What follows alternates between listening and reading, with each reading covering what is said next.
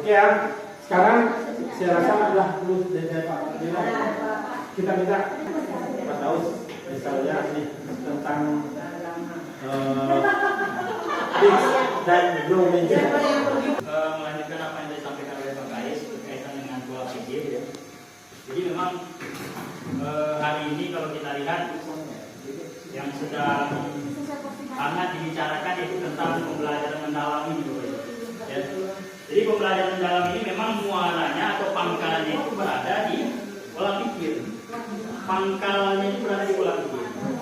Artinya pembelajaran mendalam atau deep ini akan bisa terlaksana kalau pola pikir kita masih pola pikir fix.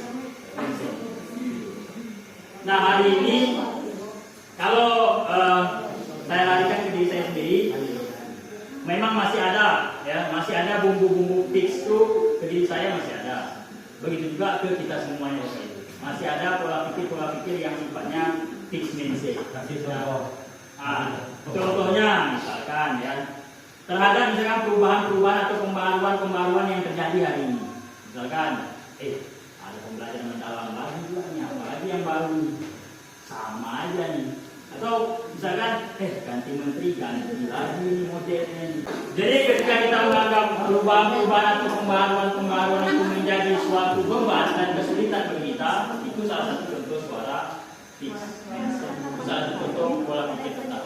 Tapi kalau kita menganggap perubahan-perubahan atau pembaruan yang ada di sekitar kita itu adalah tantangan, ya tantangan dan bisa kita menyelesaikannya, kita merasa mampu menyelesaikannya, berarti itu kita sudah beralih loh dari pola pikir tetap menjadi pola pikir. Sama kalau ke anak-anak, ya kalau ke anak-anak kita berikan anak itu sebuah tanggung jawab atau kepercayaan, dia menolak, ya atau dia tak mau, berarti ada indikasi anak kita tuh masih pola pikir tetap. Atau kita kasih dia tugas tak diselesaikannya, berarti kan kita tanggung jawab, berarti itu juga indikasi pola pikir tetap. Jadi kalau kita larikan ke diri kita sendiri, Bapak Ibu, ke anak-anak kita, memang kalau kita perhatikan ada yang sudah mulai beralih dari fix ke growth, ada memang yang masih fix mindset, ada yang masih pola pikirnya tetap. Nah itu ya yang hari ini yang perlu sedikit disampaikan berkaitan dengan informasi mengenai bagaimana pola pikir tetap dan bagaimana pola pikir bertumbuh itu, Bapak Ibu. Jadi terhadap siswa kita sendiri,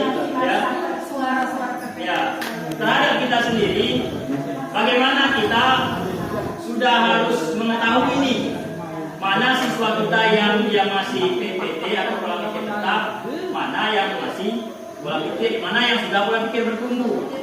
Terhadap pola pikir yang tetap ini tugas kita nih Bapak Ibu untuk bagaimana kita memberikan istilahnya IPP, intervensi pola pikir, supaya dia dari tetap menjadi bertumbuh.